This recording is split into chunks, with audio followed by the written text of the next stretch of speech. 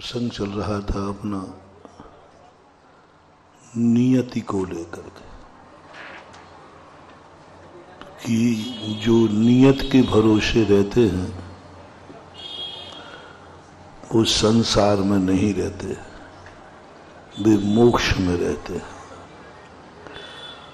मोक्ष ही जाने के बाद ही नियत का फार्मूला लागू होता है, क्योंकि उनको ना तो अब बनना है और ना अब मिटना है। वो न एक कदम आगे जाएंगे न एक कदम पीछे आएंगे। उनका जो स्थान है वो टंकोत्कीर्ण हो गया। क्षेत्र भी, परिणाम भी, परिणमन भी। उन्हें हमारी सैद्धांतिक भाषा में शादी अनंत पर्याय बोलते। अपनी पर्याय शादी अनंत नहीं है, अपनी पर्याय शादी शांत है। शादी यानी जन्मती भी है और मरती भी है। अपन लोग जन्मे भी हैं तो मरेंगे, सुबह हुआ है तो शाम भी होगी, शाम है तो ये जो परिवर्तनशील है इसको बोलते हैं शांत। सैद्धांतिक भाषा में शादी शांत पर्याय। और जो भगवान बन जाते हैं उनको बोलते हैं शादी अनंत पर्याय। हमारे मनुष्य पर्याय के बाद परिणमन है, दूसरी पर्याय आएगी ही आएगी, लेकिन सिद्धों की अब कोई पर्याय नहीं आएगी, कोई पर्याय नहीं आएगी। उनकी जो पर्याय हो गई निश्चित हो गई, टंकोत्कीर्ण हो गई। अपन में तो अभी यदि यहाँ भूकंप आ जाए तो अपन सबकी स्थिति मिट जाए। अभी कोई गड़बड़ हो जाए अपन हंसते हुए रो पड़े और रोने वाला हंस पड़ेगा। लेकिन उनको नहीं आना। काले कल्प शते पिछा गते शिवानाम न च विक्रिया लक्ष्या। तीन लोक में भी उलट देना तो सिद्ध भगवान ऊपर ही रहेंगे। इसके लिए उदाहरण देते हैं, सिद्ध भगवान घी के समान होते हैं। कितने भी एक लोटा पानी में घी डाल दो पिघला हुआ, कहाँ तैरेगा? डूबेगा कि तैरेगा? फिर उसमें एक टंकी और डाल दो तो, दो टंकी डालो तो वो हमेशा ऊपर ही रहेगा। पानी तुम नीचे कितने ही बढ़ाते जाओ वो घी कभी डूबने वाला। ऐसे ही सिद्ध भगवान घी के समान होते हैं, क्योंकि अब परिणमन ही नहीं कुछ, अब तो आनंद ही आनंद है। दूध से दही बनता है, दही से नवनीत बनता है, और घी से, घी का परिणमन बताओ। घी से बढ़िया व्यंजन बनते, खाओ आनंद। घी के बाद तो आनंद ही आनंद है, क्योंकि वो अंतिम परिणमन कहलाता है। और सिद्धों का ऐसा ही अंतिम परिणमन कहलाता है। अब वो नियत के अधीन हो गए, कुछ नहीं करना, कुछ नहीं बिगड़ना। ये धारा हम विगत दिनों से आपको समझा रहे। इसलिए अपने जीवन में कभी नियत शब्द को अवतरित मत होने देना। भाग्य भरोसे की चर्चा हमने बहुत पहले की थी। ये बासा भोजन है। भाग्य भरोसे, हमारा अतीत के भरोसे हमें कभी नहीं बैठना। हमें अतीत की कहानी कभी नहीं रोना। बीती ताह विशारदे आगे की सुध ले। हम अतीत के कर्मों के अनुसार चलेंगे तो हमारे हाथ में कुछ नहीं आना बंधु, रोना आना है। हमारे पूज्य आचार्य महाराज ने लिखा है, इतिहास हमेशा इतिहास होता है, वो हंसी का पात्र होता है। कभी इतिहास अच्छा होता ही नहीं।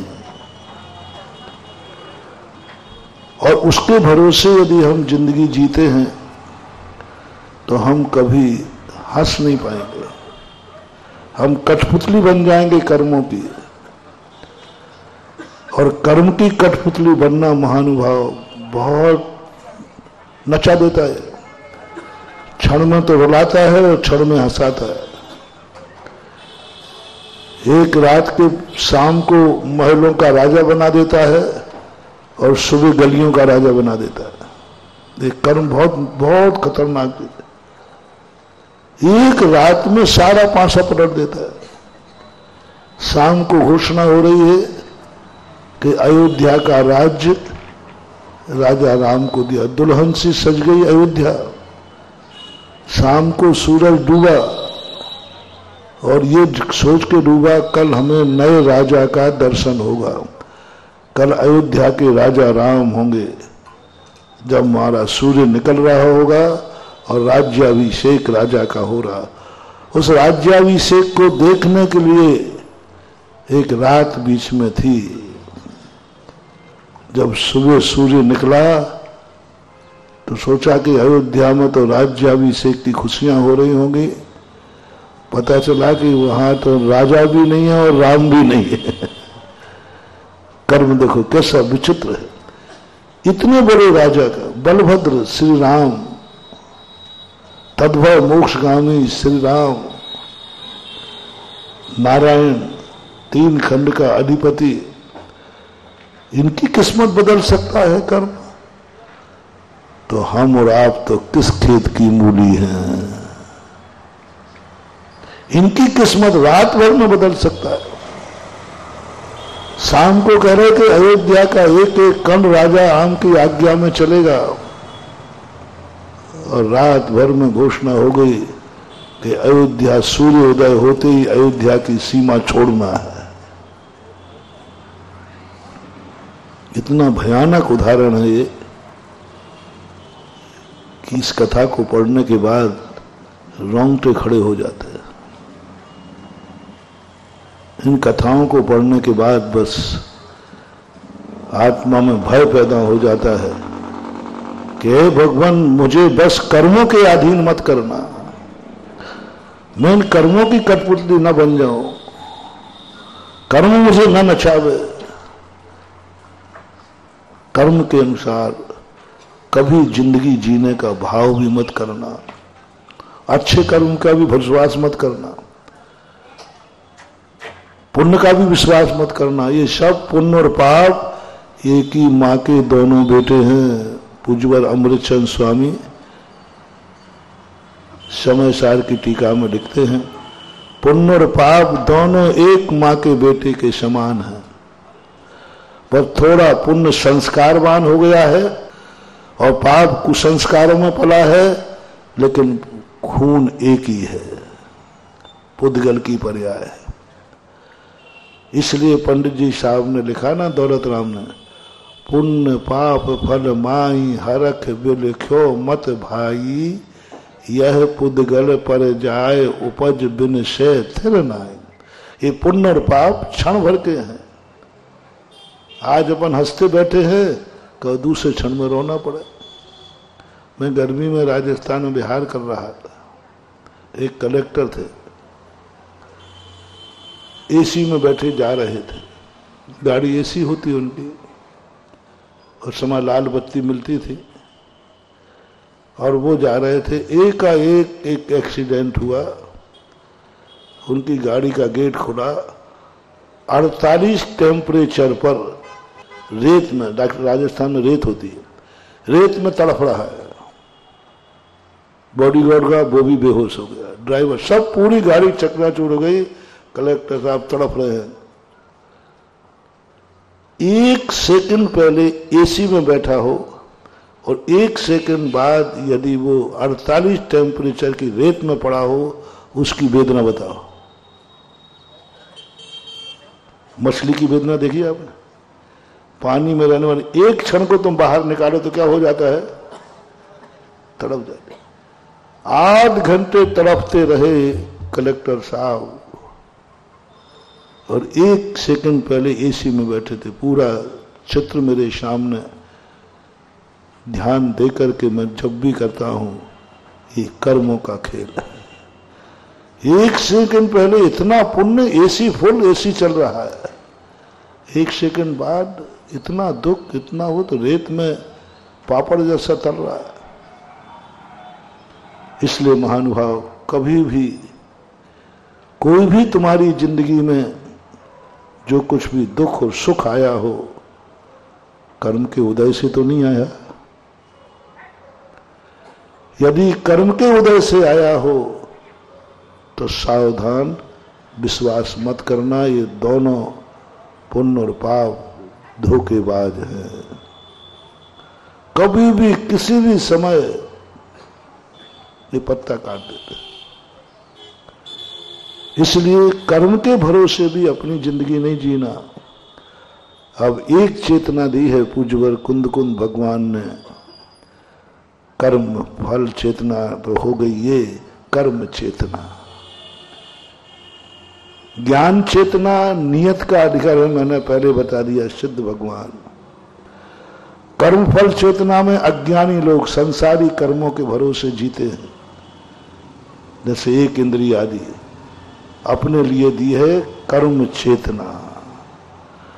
कर्म चेतना का अर्थ है हमारे हाथ में भी कुछ है, हंसना और रोना। मैं जब चाहूंगा तब हंसूंगा, कर्म मुझे रुला नहीं सकेगा। मुझे रोना होगा, मैं रोऊंगा, कर्म के उदय से नहीं रोऊंगा। यदि ये संकल्प तुमने कर लिया, बस तुम्हारा मोक्ष मार्ग शुरू हो गया, सम्यक दृष्टि हो गई, शुरुआत हो गई। मैं अपनी मर्जी से रोऊंगा, मैं मर्जी से हंसूंगा। धर्मात्मा भी रोता है,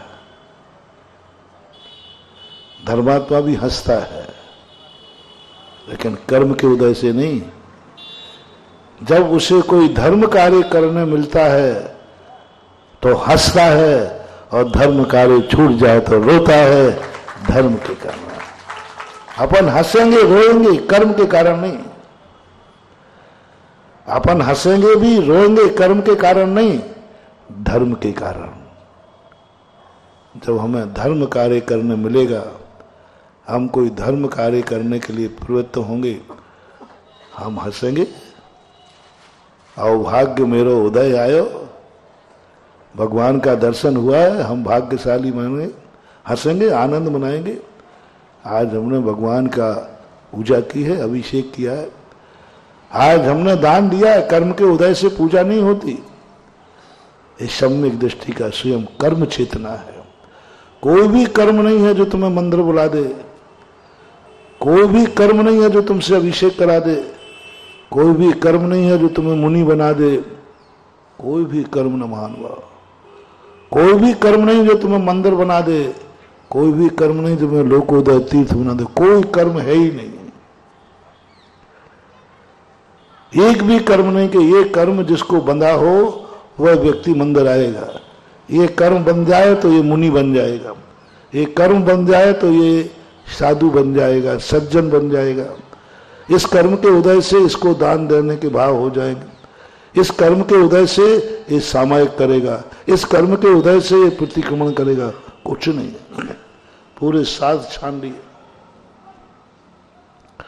और नियत में तो है ही नहीं। खोजने के बाद पता चला कर्म चेतना, कर्म चेतना। और वो कर्म चेतना है हमारे हाथ में है। हम चाहेंगे तो हंसेंगे। और सम्यक दृष्टि कब हंसता है? जब कोई उससे अच्छा कार्य होता है, खुशी मनाता है। कब रोता है? जब उससे अच्छा कार्य छूट जाए और बुरा कार्य हो जाए। साधु भी रोता है प्रतिक्रमण के समय, जब कोई गलती हो जाए, कभी कोई चूक हो जाए, कभी कोई जीव मर जाए, मन में क्रोधादि भाव आ जाए, अंतो अंतो डज्जामी। बाहर तुम्हें आंसू नहीं दिखेंगे, अंदर आंसू बहते रहते हैं उसके, अंतो अंतो डज्जामी। लेकिन ये कर्म नहीं लौटा रहा है, प्रतिक्रमण लौटा रहा है। प्रतिक्रमण करना धर्म है कि कर्म है? धर्म है। प्रतिक्रमण हो रहा, धर्म लौटाता है। मेरे से ये दोष हो गया, मेरे से ये गलती हो गई, ये धर्म रुलाता है, सम्यक दृष्टि रोता है। और हंसते भी हैं। जब कोई अच्छा कार्य हो जाए, जब एक छोटा सा जीव बच जाए, सामयिक अच्छी हो जाए, बहुत हंसते, मजा आ गया। आज सामयिक निर्विकल्प हो गई, यहां कोई बाधा नहीं हुई।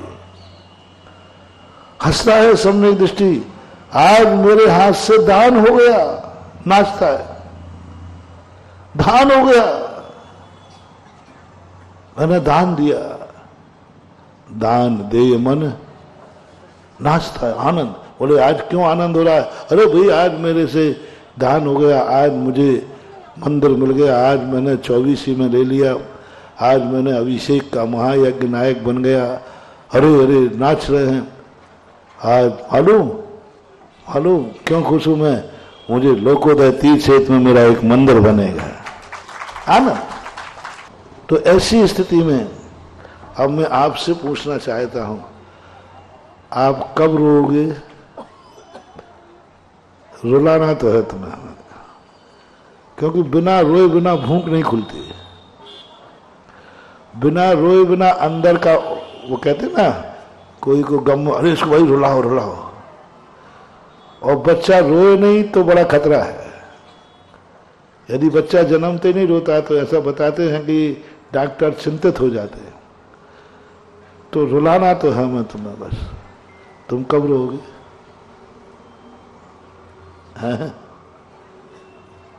महाराज जब हम मरूंगा तब रहूंगा। क्या करोगे? वो तो मर ही रहे हो, क्या रोना? नहीं, ऐसा संकल्प करो कि यदि भगवान मेरे आंख में कभी आंसू आवे तो कोई अधर्म के कारण आवे कि मेरे से गलती हो गई, और हंसाऊंगा भी, हंसाऊंगा भी, हंसूंगा, नाचूंगा, मिठाई बांटूंगा। पुण्य कर्म के उदय से नहीं, पुण्य कर्म के उदय से यदि तुम हंसे तो रावण ने भी यही किया था। रावण बहुत हंसता था ठहाका लगा करके। कितने खलनायक होते ना, ऐसे नहीं, हा मुझे नहीं आएगा नहीं भाई, देखो मेरी में खलनायक थोड़ी, मेरी प्रैक्टिस ही नहीं है। और बड़े अलग ढंग की टोन होती उनकी स्नान की, और इतने जोर से हंसेंगे और उसी हंसी हंसी में सामने वाले को उड़ा देंगे। यदि दुष्ट आदमी हंस रहा है, इसका अर्थ किसी का विनाश होना निश्चित है। रिपीट करूं, दुष्ट आदमी यदि हंस रहा है, समझ लेना किसी का विनाश निश्चित है। और सज्जन व्यक्ति यदि हंस रहा है, समझ लेना किसी का विकास निश्चित है। सज्जन पुरुष यदि खुश नजर आया, समझ लेना कुछ अच्छा होने वाला है। और खल यदि खुश नजर आया तो किसी का, क्योंकि दुष्ट आदमी किसी को दुख देकर खुश होता है, उसको दुख देने में मजा आता है। जितने गुंडे, अराजक तत्व, गंदे लोग होते हैं, जितना दूसरों को दुख देंगे उतना ये खुश होते। खलनायक की पहचान, हंसता है वो, दूसरा तड़प रहा है, दूसरा वेदना से तड़प रहा है, और खलनायक ठहाक लाके हंस रहा है। ये लक्षण है। इसलिए जब दुष्ट आदमी प्रसन्न हो तो समझ लेना कि आपकी खैरियत नहीं है, क्योंकि वो दुष्ट है। रावण कर्म के उदय में हंसता था, देखा मेरे रोने की लंका है, मेरी अतुल शक्ति है। जब जब तुम्हें पुण्य के उदय में हंसी आए, मेरा मकान, मेरी जायदाद, मेरा महल, मेरा सब कुछ, इसको उदय में आके कभी हंसना नहीं। ठीक है, रोना भी नहीं, क्योंकि ये सब कर्म के उदय से आया है। जो कुछ भी तुम्हें संसार का वैभव मिला है, कर्म के उदय से आया है। सावधान, इस पर भरोसा मत करना। मैंने श्री राम का उदाहरण दे दिया, कभी नहीं। और जब तुमसे कोई काम हो जाए, धर्म का कार्य, इतने हंसना क्यों भाई? तुम सज्जन व्यक्ति की पहचान बता रहा हूं, दुर्जन की बता दी ना। दुर्जन व्यक्ति है ये पाप कार्यों में, दूसरों को दुख दे करके पुण्य के अहंकार में ये डूब रहा है, समझना नायक, खलनायक है। अब हीरो की चर्चा करें, सज्जन की। ये आज बहुत हंस रहा है, बहुत खुश नजर आ रहा है। क्या बात है? ये सज्जन है कि दुर्जन है? बस थोड़ा सा पता करना, ये आज किस लिए हंस रहा है, किस लिए हंस रहा है। आज इस मालूम क्या किया है, ये किस लिए हंस रहा है, ये किस लिए हंस रहा है, पता करो जल्दी, हंसी बंद मत जाना। ये किस लिए हंस रहा है? अरे आज इसके यहां महाराज का आहार हुआ है। ये किस लिए हंस रहा है? आज इसने मालूम लोकोदय तीर्थ क्षेत्र का मंदिर लिया है। बोले भाई आप बहुत हंस रहे हो। अरे भाई मजा आ गया, आनंद आ गया, मैंने आज लोकोदय तीर्थ का ट्रस्टी बन गया। बोले आप इतने नजर हरखुश क्यों आ रहे? बोले मालूम लोकोदय तीर्थ क्षेत्र में हमने 1 बीघा भूमि दान दिया। अकड़ के थोड़ा बोल, अकड़ के बोलना, ऐसे ही बोला। अभी सामने तुम हंस रहे हो बहुत। अरे मैंने 1 बीघा जमीन दान में दी है, इसलिए मेरा रोम रोम पुलकित हो रहा है। वाणी गद गद यन बपू पुलकयन नेत्र द्वयम श्रावयन, यानी रोम रोम रोमांचित हो गया, आंखों से आंसू बह गए। बोले इतना आनंद, इतना आनंद। बोले मालूम मैंने ये धर्म का कार्य किया है।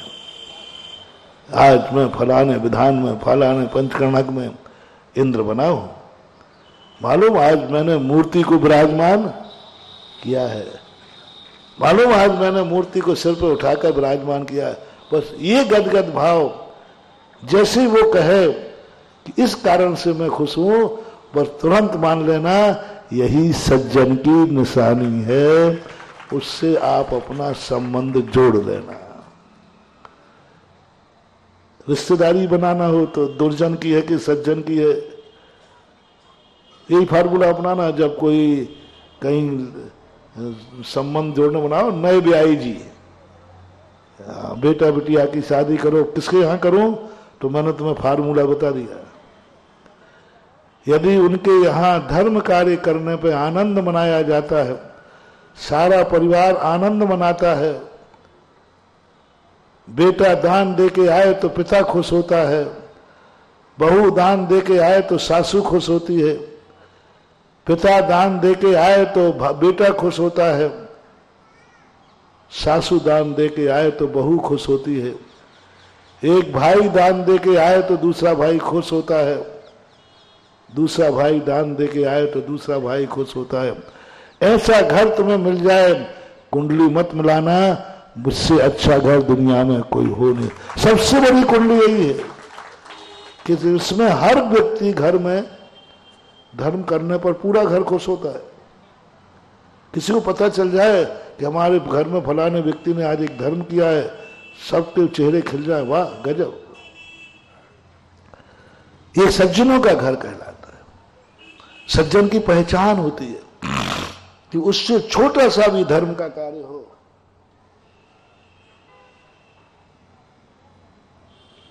उसके अंदर बहुत आनंद आता है। इसलिए आपसे पूछता हूं, आप कब हंसते हो, कब हंसोगे? पता तो कर लूं कि अभी तक इतने दिनों से मैं दुर्जनों के बीच में था कि सज्जनों के बीच में। कब हंसी आएगी? पुण्य कर्म के उदय में नहीं, मकान बन गया इसलिए नहीं, गाड़ी आ गई इसलिए नहीं, बेटा बिटिया की शादी हो गई इसलिए नहीं, आज 1 करोड़ रुपया बच गया इसके लिए नहीं। उस पर तो कभी हंसना ही मत, रोना भी नहीं। उस पर तो कभी हंसना ही मत, रोना भी मत। ये खतरनाक कर्म है। जो पुण्य कर्म के उदय में हंसते हैं, ये कर्म उन्हें जरूर रुलाएगा। एक बार शायद मैंने कहीं उदाहरण दिया था, छोटे बालक को आप कभी हंसाना तो उसकी मां मना करेगी, ज्यादा मत हंसाओ। अरे मैं रुला नहीं रहा हूं, हंसा रहा हूं। बेटा भी कहता है कि मम्मी वो तो मुझे हंसा रहा है, लेकिन ये रहस्य कौन जानती है? हंसने वाला नहीं जानता है, हंसाने वाला भी। तो फिर मां क्यों रोक रही है? क्योंकि उसे मालूम है ये बालक हंस रहा है, जिस कारण से नियम है बाद में उतना ही। ये आप लोगों में सही है ना? बालक जितना हंसता है उतना ही रोता है। यही जिनवाणी माने जा। जिनवाणी माँ और तुम्हारी माँ में पैटर्न बदला है, पैटर्न वही है। माँ बेटे के स्थान पर भक्त आया। माँ बेटे को ज्यादा नहीं हंसाती, चुप करती, चुप रहे, अभी तू रोएगा उतना ही। हंसते समय तो 4 लोग आ जाएंगे, रोते समय तो माँ को भोगना पड़ेगा ना। हंसते वाला को तो 4 हंसाने वाले आ जाएंगे, जब रोता है तो कौन चुप करती है? माँ। बस यही हमारी जिनवाणी माँ को पड़ी है। ये सब हंसाएगा, ये कर्म हंसाएगा, पुण्य के उदय में हंसेगा, और जब उतना ही रोना पड़ेगा फिर आखिर आओगे तो तुम जिनवाणी के पास भी, मम्मी बचाओ, कष्ट आता है ना, तो अपन भगवान के पास जाते। तो भगवान ने पहले ही कहा, देख कि कल रोएगा तो मेरे पास ही आएगा, इसलिए वो उन्होंने पहले कह दिया, बेटा कर्म के उदय में हंसना मत, रोना भी मत। रोना भी नहीं, हंसना भी मत। तो मैं कब हंसूं और कब रोऊं? हंसना और रोना तो है, दोनों स्वास्थ्य के लिए बड़े लाभदायक हैं। आजकल लाफिंग बहुत चलते गार्डनों में, सुबह से सारे बुढ़े हंसने पहुंचते। हाँ, गार्डनों में आजकल देखना सारे बुढ़े बैठ जाएंगे, क्योंकि 24 घंटे में तो उनको हंसना मिलना नहीं। तो क्योंकि दोस्त यारी सब खत्म, तो गार्डन में जाके वो हाँ ठहाका लाके हंसते हैं। आजकल लाफिंग योगा बोलते इसको, कि खूब आनंद बनाओ। ऐसे हंसना तो है, और रोना भी जरूरी है, क्योंकि रोने से भूख खुलती है, रोने से अंदर के गम निकल जाते हैं, रोने से व्यक्ति स्वस्थ होता है। इसलिए प्रकृति ने जन्म देते समय बालक को रुलाया। जो रो जाएगा वो जिंदगी भर स्वस्थ रहेगा, जो रोएगा वो जिंदगी भर स्वस्थ रहेगा। जो रोएगा रुलाओ। जीवनधर चरित्र में आया कि जीवनधर बहुत जन्म से बहुत होशियार बालक था। वो जब भी भोजन करता था तो रोता था पहले। तो उसकी माँ ने कहा महाराज से, महाराज जी इसको समझाओ, जब भी भोजन करता है उसके पहले रोता है, फिर बाद में खाता है। तो महाराज ने कहा बेटा ऐसा क्यों करता है? तो जीवनधर क्या कहता, महाराज जी अभी तो हमारी मम्मी पागल थी, अब तो आप भी बुद्धू हो। बोले इसमें क्या है महाराज, अगर इतना पता नहीं है, अभी तक तो मम्मी शायद इसलिए कहती होगी कि रोएगा तो ज्यादा रोटी खाएगा, अब आप भी नहीं समझ रहे। मैं इसलिए रोता हूं महाराज कि रोने के बाद भूख अच्छी लगती है, रोने के बाद शरीर फ्रेश हो जाता है, स्वस्थ हो जाता है। बात समझ में है, नीति भी है। 24 घंटे में एक आध बार रो लिया करो रे, रो लिया करो। हम तो 3 बार रोते हैं, इसलिए स्वस्थ है, इसलिए अपना मन बहुत प्रसन्न रहता है। साधु को तुम सदा प्रसन्न क्यों देखते हो? हम सदा प्रसन्न रहते हैं क्योंकि हम 3 बार रोते हैं। महाराज जी आप रोते हुए तो कभी दिखे नहीं। हाँ, तुम्हें दिख जाए तो अभी मामला गड़बड़ हो जाएगा ना बाजार में। महाराज जी रो रहे थे। बड़े आदमी के रोने का तरीका अलग होता है। महाराज मैंने तो आपको कभी रोते देखा ही ना। हाँ एक बार जरूर देखा था रामटेक में, कुंडलपुर में, जब आप आचार्य जी पास थे, हाँ तब देखा था। वो रोना था ही नहीं, वो रोना, वो तो खुशी के आंसू थे, वो रोना था ही नहीं। जो तुमने देखा वो रोना था ही नहीं, वो तो आनंद के आंसू थे। ओरिजिनल हम लोग रोते हैं दिन में 3 बार 24 घंटे में, जब प्रतिक्रमण करते हैं। यदि मेरे मन से, वचन से, काय से किसी भी जीव को दुख पहुंचा हो, धक्का लगा हो, मेरे मूल गुणों में कहीं दोष लगा हो, अपराधना लगा हो, प्रतिक्रमण करना ही साधु का रोना है।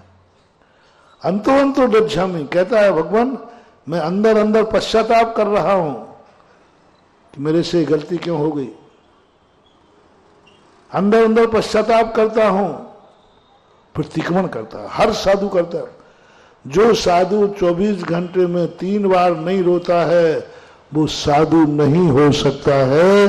पूज्यवर कुंद कुंद भगवान के वाच है। 28 मूल गुणों में एक मूल गुण रखा है। 28 मूल गुण होते ना, उनमें एक प्रतिक्रमण नाम का मूल गुण है।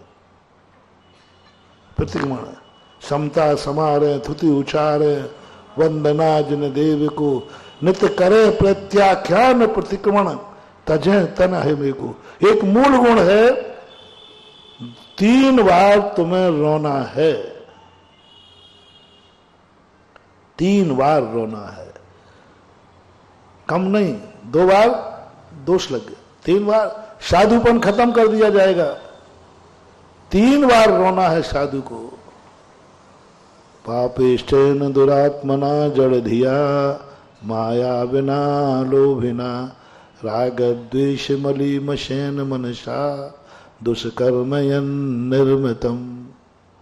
ये बोल करके अंतो मेरे मन वचन काय से कभी भी कोई गलत भाव आ हो, गलत वचन निकला हो, गलत प्रवृत्ति हो, अंतो जज्झामी, मैं पश्चाताप करता हूं। पश्चाताप ही तो रोना है, ये ऊपर के आंसू नहीं। ये तो अमृतांजन लगाने से भी आ जाते हैं। ये तो किसी कारण से भी, आंख में कई लोगों को बीमारी होती है आंसू आने की, कई लोगों के आंसू टपकते ही रहता है। लेकिन अंदर से जो पश्चाताप होता है अपने दोषों के प्रति, वह दिन में 3 बार साधु करता है, 3 बार रोता है। तुम कितने बार रोते हो? कर्म के उदय में रोए तो ध्यान रखना, दुख कर्म का उदय आया, दुख आ गया, यदि रोए तो रावण की उपाधि मिलेगी, ध्यान रखना। रावण क्यों मना मालूम? जब वो कैलाश पर्वत उठा रहा था फेंकने के लिए, जैन दर्शन के अनुसार मुनि महाराज बाली मुनिराज ने, वैष्णव दर्शन के अनुसार महादेव ने कैलाश पर्वत को यूं दबा दिया और वो रावण दब गया। इतने जोर से रोया कि देवताओं तक आवाज पहुंची और देवताओं ने देखा ये तो रावण है, ये तो रो रहा है। क्योंकि रावण को रोता हुआ किसी ने देखा ही, खलनायक को कोई रोता देखते ही नहीं है, वो तो ठहाके लगाता। तब रावणों ने कहा, देवताओं ने कहा, अरे ये तो दशानन है, पहले उसका नाम दशानन था। रौती इति रावणः, जो रोता है अशुभ कर्मों के उदय में, जो रोता है उसका नाम रावण है। इसलिए दुख कर्म के उदय में रोए, अशुभ कर्म के उदय में रोए, पाप कर्म का उदय आया रोए, तो तुम्हारा क्या नाम है? अपने अपने में लिखना फलाने चंद उर्फ रावण, क्योंकि तुम अशुभ कर्म के उदय में रोए थे। नहीं, अपन को रोने पर रावण की उपाधि नहीं, अपन को रोने पर राम की उपाधि मिलना चाहिए। हम रोएंगे, लेकिन किस पर रोएंगे? कर्म के उदय में नहीं, हमारे से चूक हो जाने पर, गलती हो जाने पर, कुछ दोष लग जाने पर गलत विचार, दुष्ट चिंतियम, हा दुष्ट वाचियम, मैंने दुष्ट सोचा हो, मैंने बुरा बोला हो, मैंने बुरा किया हो, मैंने बुरा देखा हो, मैंने बुरा सुना हो, मैं बुरे स्थान में गया हूं, मैंने बुरों की संगति की हो, मैंने कभी बुरे कार्यों का समर्थन किया हो, तो रोने बैठ जाना। अपने बुरे कार्यों पर जो रोता है वो सज्जन कहलाता है। तो कभी आपसे कुछ बुरा हो जाए, धर्म छूट जाए, धर्म नहीं कर पाओ, मेरे सामने मंदिर बन रहा था, लो मैं रुला रहा हूं, रोना, फूट फूट के रोना, हमें दिखाने के लिए नहीं, कमरा बंद करके रोना, लो मैं रोने का सम्यक दृष्टि सज्जन और ज्ञानी और जैन जो हैं वे यदि हैं तो रोना। देखो मेरे यहां मंदिर बन रहा था, 24 की घोषणा हुई, मैं नहीं ले पाया क्योंकि समर्थ नहीं था, मुझे नहीं मिल पाई, मैंने थोड़ा लेट नाम लिखाया। ये रोवे, बहुत फायदेमंद है तुम्हारा रोना, रो लो थोड़ा कि तुम्हें एक पुण्य कार्य करना नहीं मिला। वे रोग हैं सज्जन पुरुषों कह रहे हो, दुर्जन की नहीं। लोकोदय तीर्थ क्षेत्र बन रहा है, ओहो हमने बने हुए तीर्थ क्षेत्रों की वंदना की, आगरा का वो सिर, बने हुए तीर्थ क्षेत्र की वंदना करना और एक तीर्थ क्षेत्र बनाने का मौका मिलना कितना बड़ा पुण्य। हमारे यहां एक तीर्थ क्षेत्र बन रहा था, लेकिन मैं पापी एक मंदिर बनाने लायक भी समर्थ नहीं है मेरे में, मैं 1 बीघा जमीन नहीं दे सकता। रो घर में बैठ करके, ये लोकोदय तीर्थ क्षेत्र उन सज्जनों को रुलाने के लिए बना रहा हूं, क्योंकि दुनिया में हंसने वाले कम हैं। वो एक प्रदीप का गाना है ना, वो गाने आते बहुत अच्छे, एक एक्टर हुआ है, मैंने जग की अजब तस्वीर देखी, एक हंसता है 10 रोते हैं, मैंने जग की अजब तस्वीर कभी कभी सुन लेता हूं उड़ते, बहुत अच्छे गाने हैं उसके, 8-10 गाने। मैंने जग की अजब तस्वीर देखी, एक हंसता है 10 रोते हैं। तो रोने वालों की संख्या ज्यादा है।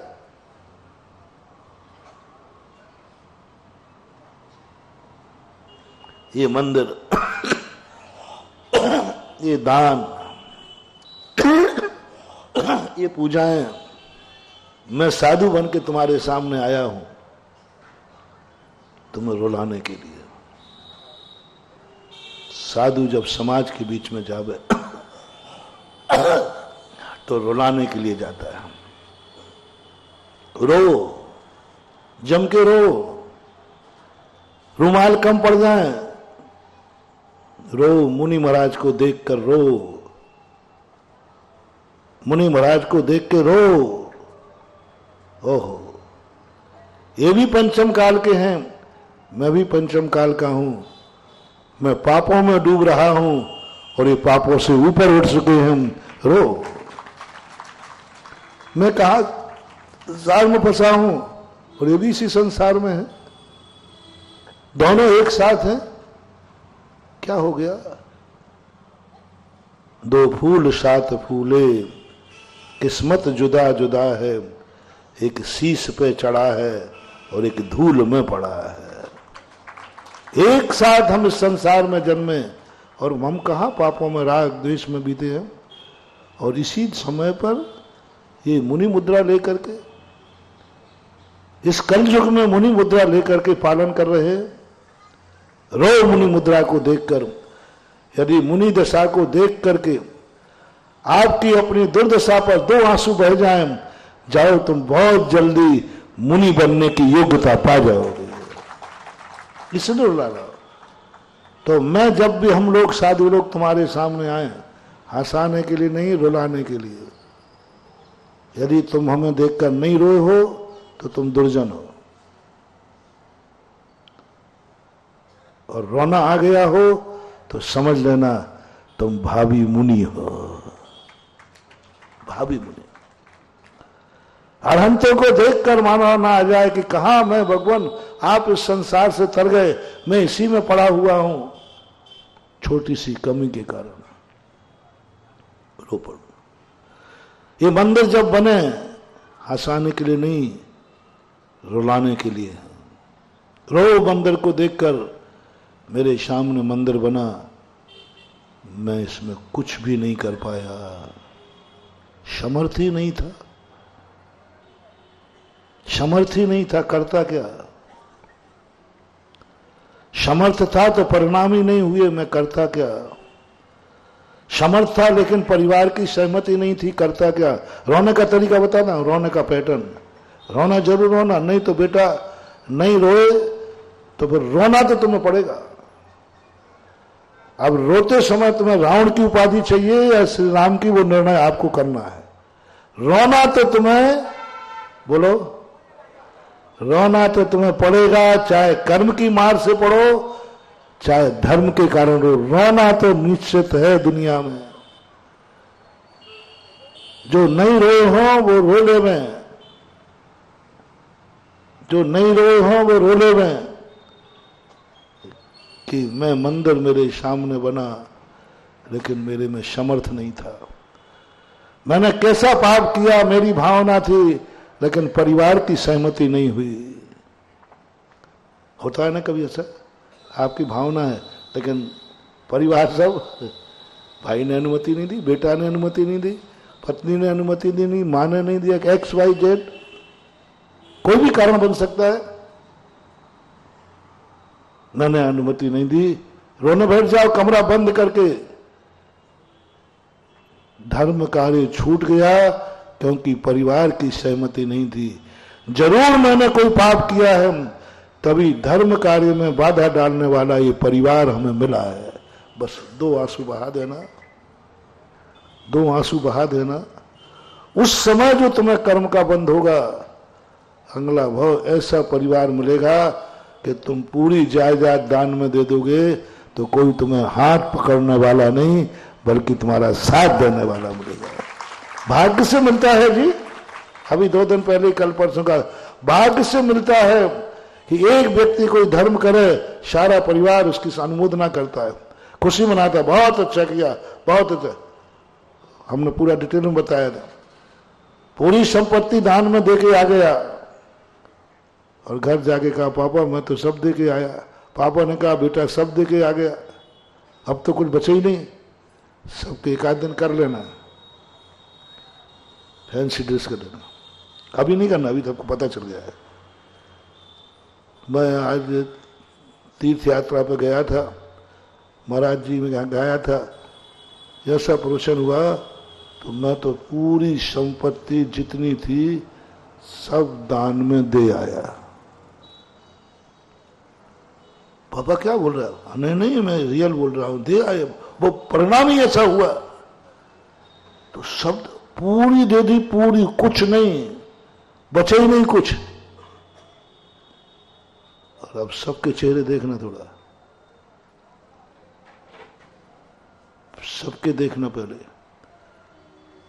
अपने भाई का देख लेना, फिर पापा का, वो बेटे का देखना, फिर पत्नी का देखना, फिर बहू का देखना, पोता समझदार हो तो उसका, सबके चेहरे देखना।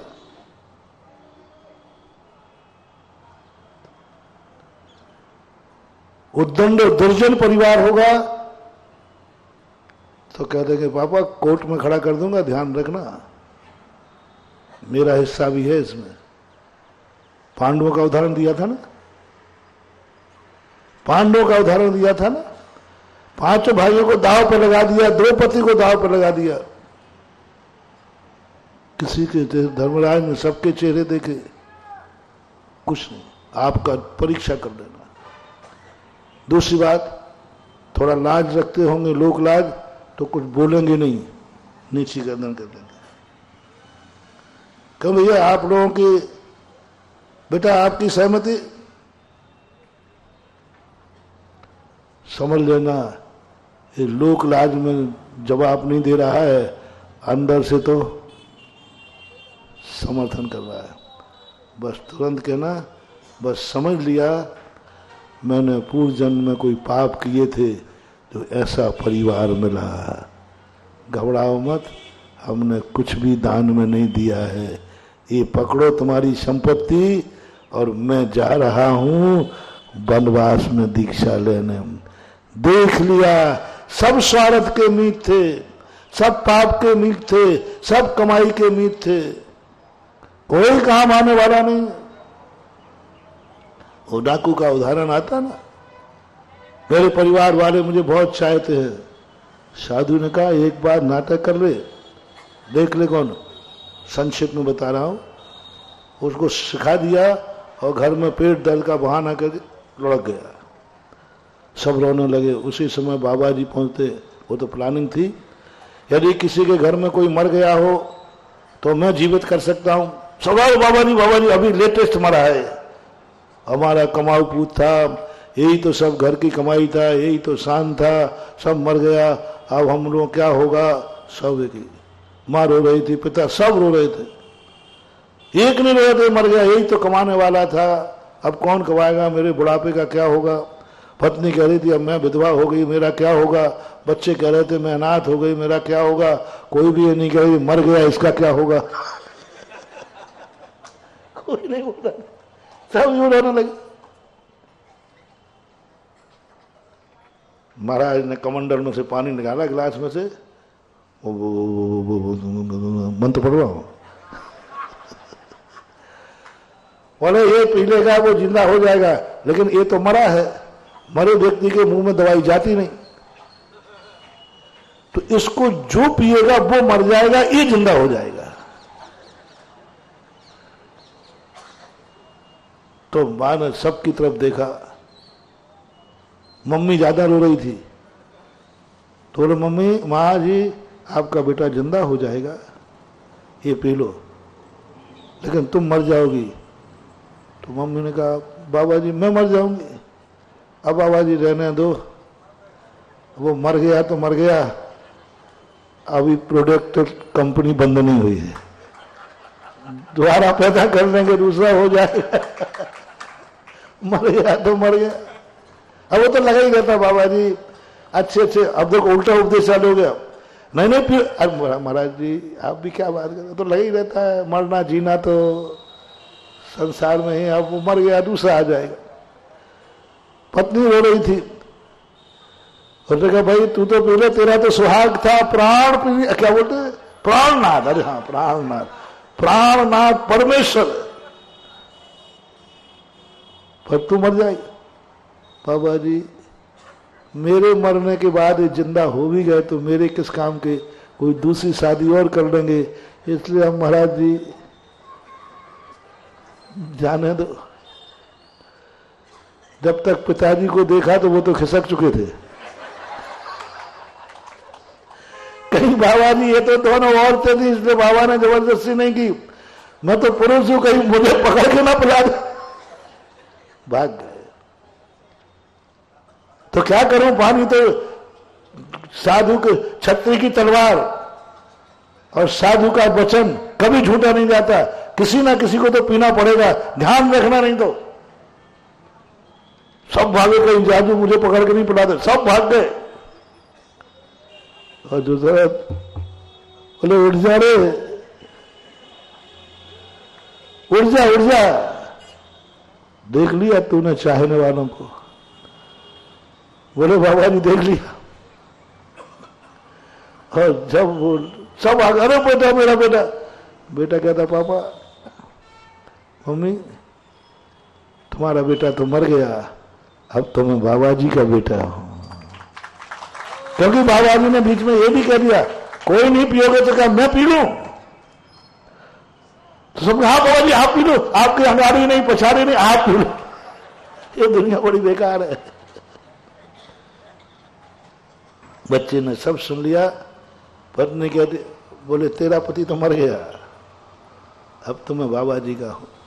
और ऐसी स्थिति लेकर वो डाकू चला गया, वैराग्य लेकर के, साधु बन करके तपस्या की उसने।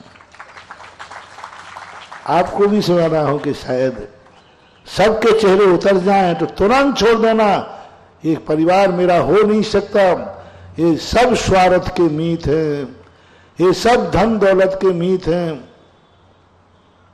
और तुम्हारा व्यक्ति होता, तुम्हारा बेटा होता सही, तुम्हारी मां होती, पत्नी होती, तो क्या कहेगी? पिता कहता पापा आपकी खुशी में मेरी खुशी, आप जब दे के आए हो, आपको देने में खुशी है, तो उस खुशी में मैं भी शामिल हूं। और सारा परिवार उठ करके तुम्हारे पैर छूले हुए, बहुत अच्छा किया, बहुत बढ़िया, आनंद आ गया।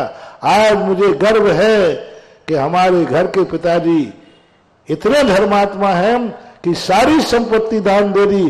दान के समय ना तो इन्होंने बच्चों का सोचा, दान के समय ना इन्होंने अपनी पत्नी का सोचा, दान के समय ना परिवार का सोचा, और आप दान दे गए, धन्य है। मैं आपके चरणों की वंदना करता हूं। बस तुरंत कह देना, यही परिवार मेरा जन्म जन्म का मीत था, है और रहेगा। कहना बेटा कुछ दान नहीं दिया है, मैंने तो मात्र परीक्षा की है कि हमारा परिवार कैसा है। धन का लोभी है, धन चाहता है या मुझे चाहता है? धन कर्म चाहता है या धर्म चाहता है? आज तुम धर्म करने पर इतने खुश हो रहे हो।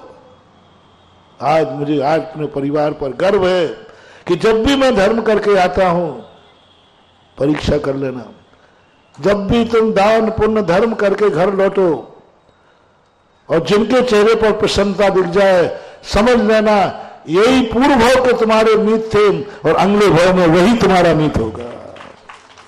और जो तुम्हारी धर्म क्रिया करने पर उदासीन हो जाए, रो जाए, समझ लेना ये पूर्व भाव का बैरी है, कर्जा लेने आया है और ये कर्ज में लेकर के भाग जाएगा, क्योंकि वो तुम्हारे धर्म करने पर हो रहा है।